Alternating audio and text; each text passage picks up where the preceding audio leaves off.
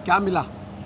मेरे घर के बाहर से सामने दरवाजे से नहीं निकलना पड़ा, जो छोटा दरवाजा था उससे किनारे से छुप के जाना आए तो इनको 25,000 भी नहीं मिल पाया। देखो आप खूब खिंचाई कर रहे हो मेरी, मैं मान रहा हूँ भाई, ये खुद के घर में कभी नहीं रहना और घर वर खरीदने का चक्कर भी नहीं पड़ना। भाई जनता के सेवक हैं तो जनता का आशीर्वाद मिलता रहे। मेरे को इनोसेंट क्यूट भी लगे और रूड भी लगे, जब रूड लगे तो मैं भी रूड हो गया। अभी से बोल रहे हैं कि देवेंद्र के घर में कुछ रहा होगा तभी तो गई है, हमारे यहाँ तो नहीं आई ईडी। सार्वजनिक कर दे और इसके बाद फिर से छापा मार ले। यही भारतीय जनता पार्टी करते आई और अब भी यही कर रही है, और लेकिन हम नहीं डरेंगे और जनता भी समझ। राजनीतिक जो जीवन है ना, उसमें अगर किसी को सबसे बड़ा सेक्रीफाइस करना पड़ता है ना, तो परिवार के लोगों को। कैसे ईडी वाले आए तो मतलब तो वो गिफ्ट भी खोले। नमस्कार, आप देख रहे हैं सीजी बॉक्स। मैं हूं देवेश तिवारी। मुझे ठीक याद नहीं है कि किसी का मैंने प्रणाम किया तो उन्होंने मुझसे कहा कि मैं तुम्हें आशीर्वाद देता हूं कि तुम्हारे घर में इनकम टैक्स का छापा पड़े, तुम्हारे घर में ईडी का छापा पड़े। तो मैंने पूछा ऐसा क्यों? तो उन्होंने कहा बहुत सारा पैसा होता है ना, उसके घर छापा पड़ता है। तो देवेंद्र यादव हैं, कांग्रेस के नेता हैं, विधायक हैं भिलाई से, और मेरे मित्र भी हैं। लेकिन आज मित्र वाला संबंध नहीं है गुरु, आज पत्रकार वाला संबंध है। तो क्या मिला? आई थी ईडी, बोलते हैं इसके घर ईडी का छापा पड़ता है, बड़ा आदमी होता है। बहुत सारी संपत्ति मिली, हजारों हजार की संख्या में संपत्ति मिली। इतनी संपत्ति मिली कि ईडी वालों को मेरे घर के बाहर से सामने दरवाजे से नहीं निकलना पड़ा, जो छोटा दरवाजा था उससे किनारे से छुप के जाना पड़ा। इतनी संपत्ति उनको मेरे घर के सामने दिखी। बस यही था, घर के अंदर नहीं मिली, घर के बाहर मिली। मतलब ये संपत्ति क्या थी? लोगों का प्यार मोहब्बत? देखिए, एक नेता की संपत्ति क्या हो सकती है? एक नेता की संपत्ति हो सकती है लोगों के साथ जुड़ाव, लोगों के का विश्वास, लोगों का भरोसा। ये संपत्ति हमने हमारे राजनीतिक जीवन में कमाई। दरअसल ईडी को गलतफहमी हो गई थी। ईडी को किसी ने कान में गलत बात बता दी थी। ईडी को नहीं, मतलब भारतीय जनता पार्टी के किसी बड़े नेता को, कोई होगा सर्वोच्च बड़ा नेता जो ईडी को चलाता होगा, और छत्तीसगढ़ में भी पुराना कोई बड़ा नेता होगा जो चलाता होगा, उसको कान में किसी ने गलत खबर दे दी कि इसके पास बहुत सारी संपत्ति है। तो बताने वाले ने क्या गड़बड़ी की हम नहीं जानते, उसकी गलतफहमी मेरे घर आ गए। आए तो इनको 25,000 भी नहीं मिल पाया। उनको तो ये पता चला, देखो आप मेरे मित्र हो। बात ये है, नहीं, आप मेरे मित्र हो तो मेरी भी बात सुनो। ऐसे नेता हैं जब टीवी चैनल को या अखबार को विज्ञापन देते हैं तो जो विज्ञापन का वसूली करना इसकी जिम्मेदारी होती है। वो आमतौर हम लोग के पास आके कहते हैं कि थोड़ा वसूली करा दो यार। नहीं, ये इस बात को मैं पूरी तरह स्वीकार नहीं करूंगा। देखो जीवन है, जुगाड़ से चलता है। हम लोग तो देखो छात्र राजनीति से राजनीति करते आए। राजनीति में अगर एक चीज पहले दिन सीखी समझिए, तो हमने इस दायरे को अलग अलग करने में, ये है कि इतना पैसा है तो उन्हीं को पहले दे देते यार। हाँ, उन्हीं को पहले दे देते। मैं लेकिन उसको और क्लियरिफाई करूंगा। देखो आप खूब खिंचाई कर रहे हो मेरी, मैं मान रहा हूँ, लेकिन आप सुनिए। देखिए क्या है, हम लोगों ने राजनीति में शुरुआत में ही समझ पाए कि हमारा क्या है और पब्लिक का क्या है, जनता का क्या है। हमने कभी पैसे को प्राथमिकता नहीं दी। हमने ये दिया कि विषय की पूर्ति होनी चाहिए, जिस विषय पे हम काम कर रहे हैं वो काम होना चाहिए। ईडी को क्या मिला मेरे घर से? ईडी को क्या मिला? उन्होंने पूछा तुम्हारे पास कोई घर है? मैं बोला नहीं। तुम्हारी पत्नी के पास कोई घर है? बोले नहीं। माँ के पास? मैं बोला है, उसमें 5 भाई बहन का हिस्सा है। ठीक है, बहन जीजा जी मेरे एक्सपायर हो गए हैं, जो पैतृक घर था उनका वो है। मेरी बहन 4th श्रेणी की कर्मचारी है, मेरी पत्नी डॉक्टर है, एक लैब चलाती है, मेरी माँ को पेंशन मिलती है, और मेरे को सरकार से मेरा TADA मिला के विधायक को से मिला के पैसा मिलता है, वो मेरे लिए बहुत संतुष्ट है। इसके बाद मेरे को पैसे की क्या जरूरत है? और जहाँ तक घर की बात है, तो हमने तो जीवन में पहले ही तय कर लिया था, जब राजनीति में आए थे उसी समय ये तय कर लिया था कि भाई ये खुद के घर में कभी नहीं रहना और घर वर खरीदने का चक्कर भी नहीं पड़ना। भाई जनता के सेवक हैं तो जनता का आशीर्वाद मिलता रहे और सरकारी घर में रहे। ये 1% भी अंदेशा था, क्योंकि इस सरकार में अधिकारियों को तो पहले ही गिरफ्तार किया गया है, और उसी चीज़ से शुरुआत में इसको जोड़ा भी गया कोयले के लेवी के संदर्भ में। तो कोयले के संदर्भ में कोई सवाल पूछा? देखिए, सवाल तो हर तरह के हुए, बहुत तरह के सवाल हुए, लेकिन जिस रुचि से वो आए थे उतनी ही दुखी होकर ईडी के अधिकारियों को घर से बाहर जाना पड़ा। मुझे तो एक बार मैं आपको मतलब बताऊं, मुझे सीरियसली मैं ये बात कहूँगा, क्योंकि पूरे प्रदेश में जहाँ पे भी छापे पड़े, उसके बाद अंतिम में 10 बजे सारे ईडी के अधिकारी मेरे घर आए, और वो इस मूड से आए थे कि कुछ तो मिलेगा। कुछ नहीं मिलने से उनकी हताशा भी दिख रही थी, और मैं सच बोल रहा हूँ, ये बात मैंने अनुभव की। मुझे डर लगता है, मुझे ये बात का डर लगता है कि जैसे सुप्रीम कोर्ट के जजेस मीडिया के सामने आके मजबूर हो गए ये कहने में कि कि भाई उनको सरकार काम नहीं करने दे रही है। मुझे वो दिन दूर नहीं है जब सीबीआई ईडी के भी कर्मचारी अधिकारी आज की सरकार जो है केंद्र की उसके खिलाफ बोलने पे मजबूर ना हो जाए, क्योंकि उनका भी तो जीवन है, उनका भी तो परिवार है। बर्ताव कैसा था, कैसे बात? देखो बर्ताव ऐसा है कि मैं राजनीतिक व्यक्ति हूँ, मैं कोई लाइजनर या कोई इस तरह का व्यक्ति तो नहीं हूँ कि मेरे से बर्ताव कोई खराब कर सकता है। इतना तो समझ हमें भी है। इनोसेंट थे, क्यूट लगे, क्या थे मतलब? मेरे को इनोसेंट क्यूट भी लगे और रूड भी लगे। जब रूड लगे तो मैं भी रूड हो गया, जब इनोसेंट थे तो मैं भी इनोसेंट हो गया, जब वो क्यूट थे तो मैं भी क्यूट हो गया। खंगाले सामान सब कुछ करके देख लिया उनकी। देखिए वो उन टेक्निकली साउंड रहते हैं, उनको पता है किस चीज़ को कैसे करना है। उन्होंने सब कुछ खंगाला, सब कुछ देखा। मेरी माँ के लॉकर को खोला, उसमें क्या रखा था निकाले। मेरी माँ के लॉकर में पहले खोले तो एक उसमें मम्मी बोली बस ये पैसा है, तो उसमें 15,000 रुपये निकले।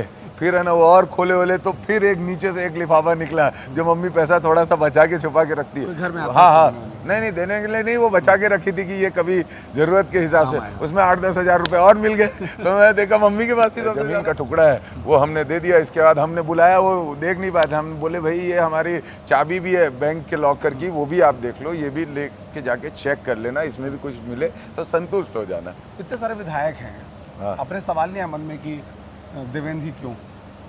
क्योंकि पॉलिटिकल छापेमारी में पहले आप लोगों को इसका जवाब है मेरे पास। देखिए ऐसा है कि इतने विधायक हैं, मुझे और वो जो उस दिन की रेड थी बहुत फोकस होकर की गई थी। अधिवेशन में जो लोग भी जिम्मेदारी उठा रहे हैं उन लोगों को डिस्टर्ब करना चाहती थी। एक्चुअली क्रम बाय क्रम बीजेपी लगातार कांग्रेस पार्टी को रोकने की कोशिश कर रही है। जिस तरीके से भारत जोड़ो यात्रा की अपार सफलता मिली, पूरे देश के लोग राहुल जी में अपना नेतृत्व देखा, खोजा।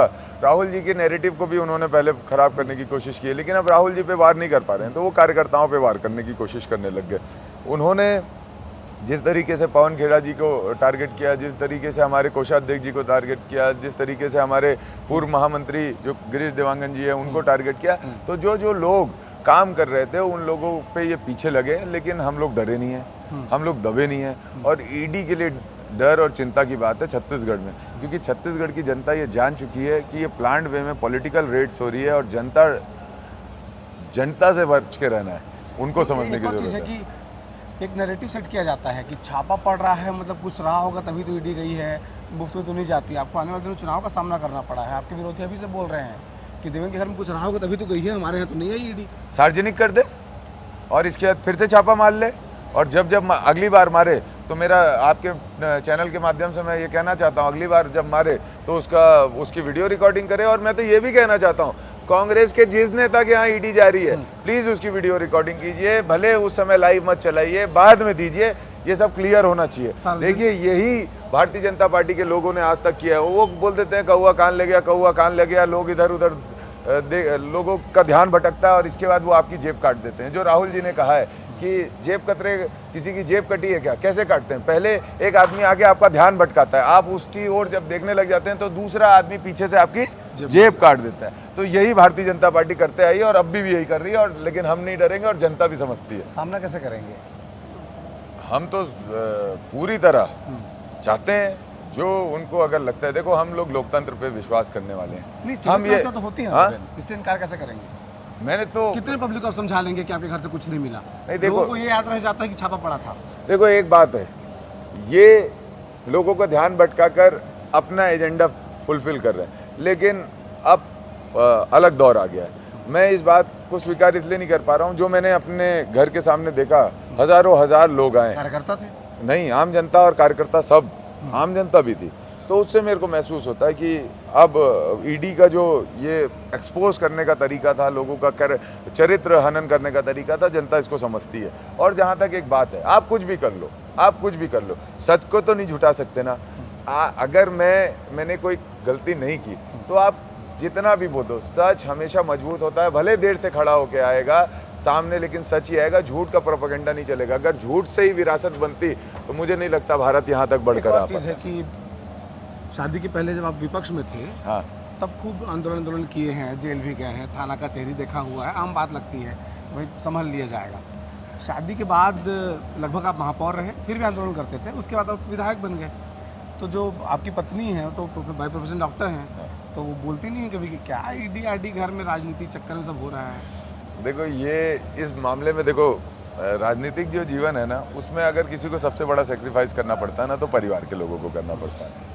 लेकिन मैं सौभाग्यशाली ये मानूंगा अपने आप को कि मैंने अपनी पत्नी का चुनाव बहुत बचपन में ही कर लिया था, स्कूल में ही कर लिया था। 11वीं कक्षा में ही मैंने ट्यूशन में तय कर लिया था, तो उस समय से माइंड मेकअप करते आ रहा हूँ। हाँ। तो मेरे यहाँ पे ऐसी कोई आपत्ति दिक्कत नहीं रही, लेकिन चिंता तो होती है, डर भी होता है।